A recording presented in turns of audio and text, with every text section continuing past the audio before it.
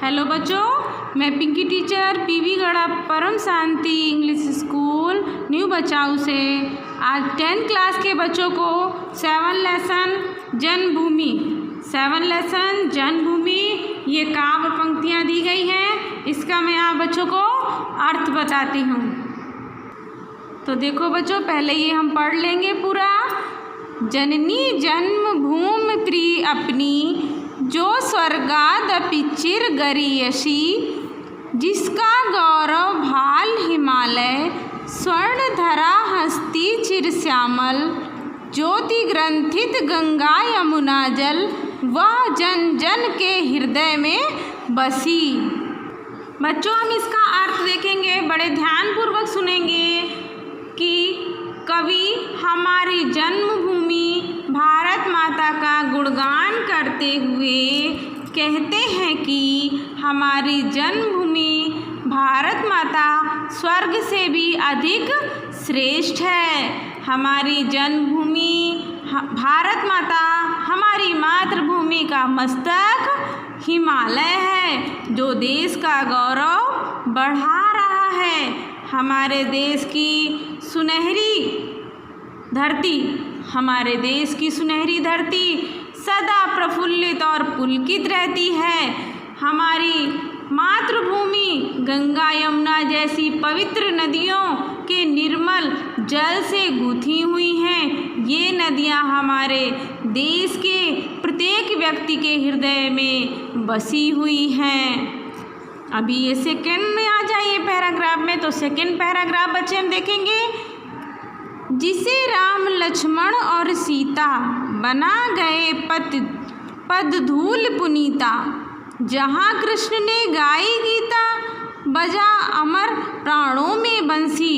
तो देखिए, कवि कहते हैं कि हमारी मातृभूमि भारत वह भूमि है जहाँ मर्यादा पुरुषोत्तम श्री राम, उनके भाई लक्ष्मण और माता सीता के चरणों की धूल से, जो उनकी धूल है वो धरती पवित्र है उनकी धूल से।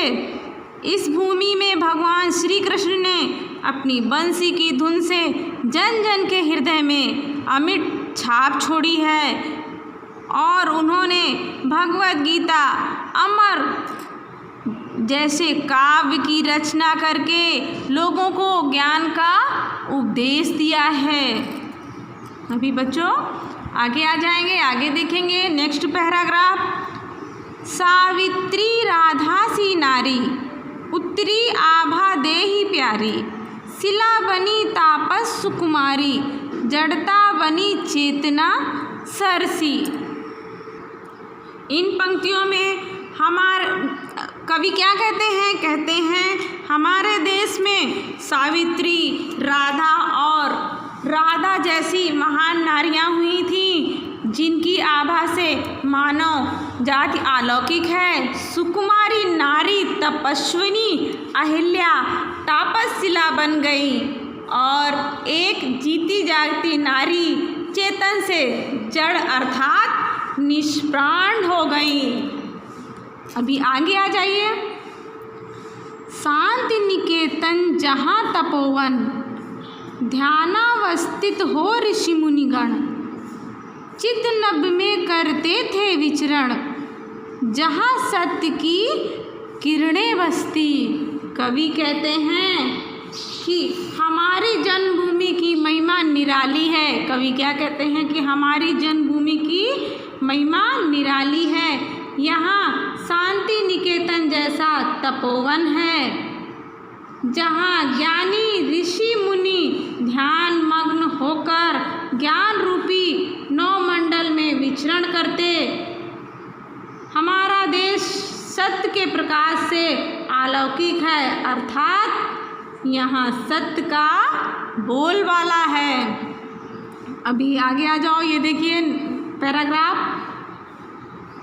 आज युद्ध जर्जर जगजीवन, पुनः करेगा मंत्रोच्चारण, वह वसुधैव बना कुटुम्बकम, उसके मुख पर ज्योति नवल सी, जननी जन्मभूमि प्रिय अपनी, जो स्वर्गादपि चिरगरी अस्ति। अब ये पैराग्राफ का देखिए हमारा कवि क्या कहते हैं। कवि कहते हैं कि आज समस्त विश्व में, मतलब आज सारे संसार में, इसका अर्थ देखेंगे ध्यान से। कवि कहते हैं कि आज समस्त विश्व के लोगों का जीवन युद्ध की विभीषिका से वस्त्र तस्त्र और जर्जर हो चुका है। हमारा देश मानव जाति को युद्ध से छुटकारा दिलाने के लिए आज फिर मंत्रोच्चार कर समूचे विश्व में शांति का प्रचार करेगा। वह पृथ्वी पर रहने वाले सभी लोगों को एक साथ मिलजुल कर रहने वाले एक विश्व परिवार की भावना का प्रचार बन गया है। उसके मुख पर नई चमक है। कवि कहते हैं कि हमारी प्रिय जन्मभूमि भारत माता स्वर्ग से भी अधिक श्रेष्ठ है। देखो बच्चों, आगे हम आ जाएंगे स्वाध्याय में। निम्नलिखित प्रश्नों के नीचे दिए गए विकल्पों में से सही विकल्प चुनकर उत्तर लिखने हैं। तो पहला है जननी जन्मभूमि, तो क्या आएगा? स्वर्ग, स्वर्ग से भी महान है। दूसरा नंबर देखिए, भारत का भाल, तो क्या है? भारत का बाल हिमालय है। तीसरा नंबर देखिए, गीता का गान करने वाले थे, कौन थे? कृष्ण थे। तो ये हमारे ये वाले हो गए, बहुविकल्पी वाले क्वेश्चन हो गए। अभी बच्चों इधर आ जाइए।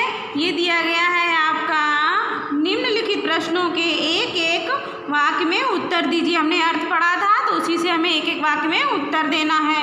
तो जन जन के हृदय में कौन सी नदियाँ बसी हुई हैं? तो आपको मालूम है ना, गंगा यमुना, ये नदियाँ जन जन के हृदय में बसी हुई हैं। दूसरा प्रश्न देखिए, कृष्ण ने किस ग्रंथ की रचना की है? तो किसकी बताई थी हमने? भगवत गीता की। अभी तीसरे में आ जाइए, जन्मभूमि में भारत की किन नारियों की बात बताई है? तो किसकी बताई है? नारियों की बात। तो देखिए ये बताई है सावित्री, राधा। किसको किसको बताया है? सावित्री, राधा, सीता।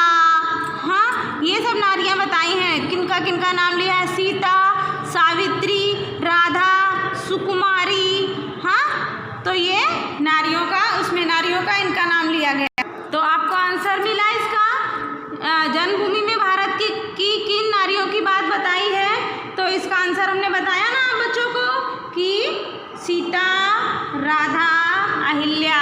ओके, और ये सब नारियों के बारे में उन्होंने बताया है। अभी नीचे आ जाइए, शांति निकेतन क्या है? तो इसका आंसर सुनिए, शांति युक्त या शांतिदायक ग्रह, उसको कहते हैं, क्या कहते हैं? शांति निकेतन। अभी देखो बच्चों आगे आ जाओ। निम्नलिखित प्रश्नों के 2-3 वाक्यों में उत्तर लिखिए। तो पहला प्रश्न है, हिमालय के बारे में जन्मभूमि कविता में क्या कहा है? तो इसका आंसर सुनिए, पर्वतराज हिमालय हमारे देश का गौरव है। यह संसार के सब पर्वतों से बड़ा और ऊंचा है। कविता में इसे भारत का गौरवशाली भाल कहा गया है। दूसरा प्रश्न देखिए, कवि ने धरती के गुणगान कैसे गाए हैं? तो इसका उत्तर सुनिए, कवि ने भारत की धरती को सुनहरी कहा है।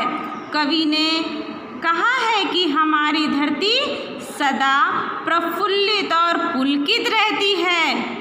इस धरती को राम, लक्ष्मण और सीता अपने पैरों की धूल से पवित्र बना गए हैं। लास्ट आ जाइए, शांति, सत्य, अहिंसा का प्रचार करने वाले भारतीय महापुरुषों के नाम बताइए। तो आंसर सुनिए, शांति, सत्य और अहिंसा का प्रचार करने वाले भारतीय महापुरुषों के नाम हैं गौतम बुद्ध, महावीर एवं महात्मा गांधी। ओके बच्चों, ये आपका 2-3 वाक्यों वाला कंप्लीट हो गया। अभी देखो बच्चों, निम्नलिखित प्रश्नों के 4-5 5 वाक्यों में उत्तर लिखने हैं। ओके, तो अभी इसको हम सुनेंगे। कवि ने जन्मभूमि को स्वर्ग से महान क्यों बताया है? तो इसका उत्तर सुनो बच्चों। मनुष्य को अपनी जन्मभूमि से बहुत लगाव होता है। वह कहीं भी रहे पर उसका मन अपनी जन्मभूमि में पहुंचने के लिए लालायित रहता है। अपनी जन्मभूमि धरा, नदियाँ, पर्वत, महापुरुष, महान नारियाँ, परंपराएं, रीति रिवाज उसे बांधे रहते हैं। वह अपनी जन्मभूमि के लिए अपना स्वर्ग त्याग करने के लिए भी तैयार रहता है। इस तरह कवि ने जन्मभूमि को स्वर्ग से महान बताया है। दूसरा प्रश्न देखिए, जन्मभूमि में भारत भूमि की क्या क्या विशेषताएं बताई गई हैं? तो इसका उत्तर देखिए। कवि ने भारत भूमि को स्वर्ग से भी महान बताया है। कवि ने हिमालय को मातृभूमि का भाल बताया है। यहाँ गंगा यमुना जैसी पवित्र नदियाँ हैं।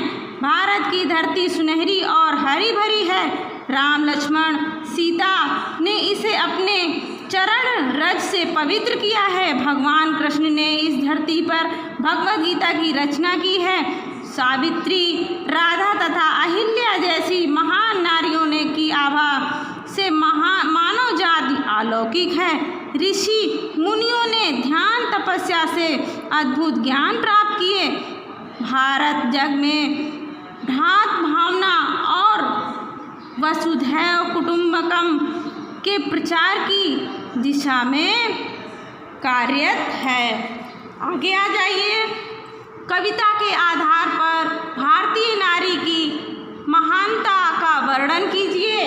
तो कविता के आधार पर तो सुनिए बच्चों, भारत में अनेक महान नारियां हुई हैं। सीता, सावित्री और अहिल्या की गणना महान नारियों में की जाती है। सीता जी अपने पति राम के साथ 14 वर्ष वन में रहीं। इस दौरान उन्हें तरह तरह के कष्ट सहने पड़े, पर वे अपने पतिव्रत धर्म पर सदा अड़ंगी रहीं और उनका जीवन भारतीय नारी के लिए आदर्श बन गया।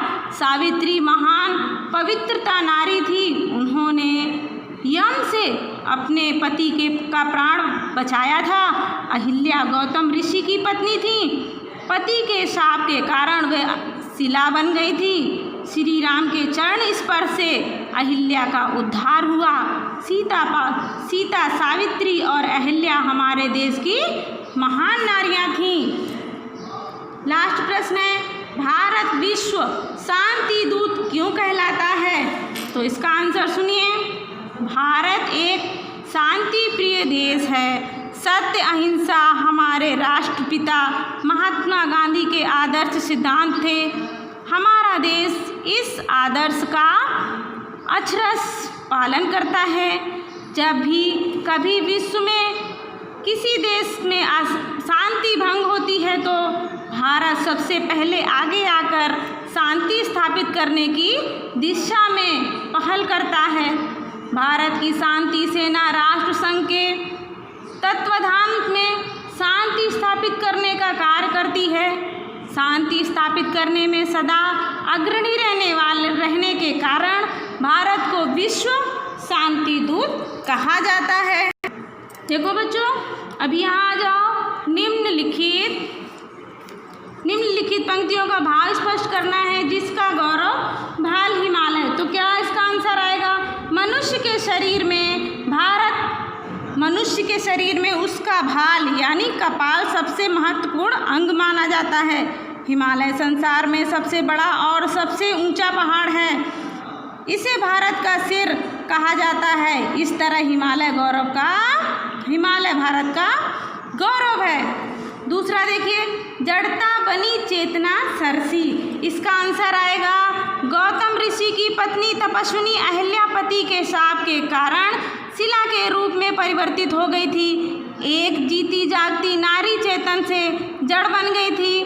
वर्षों बाद राम के चरण स्पर्श से वह पुनः चेतनावस्था में आई थी। मतलब वो जीवित हो गई थी, वो नारी बन गई थी।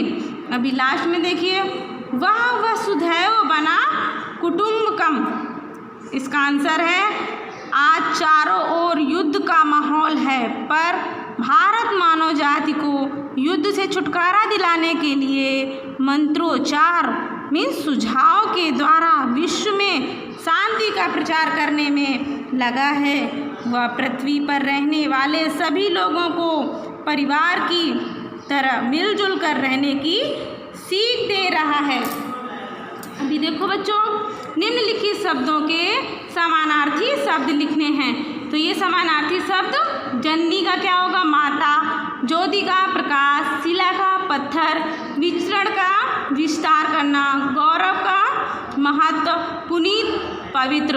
ओके बच्चों, ये आपका 7 लेसन खत्म हो गया। चलो बच्चों कंप्लीट करो पूरा लेसन, रीड करो। ओके बच्चों, बाय बाय।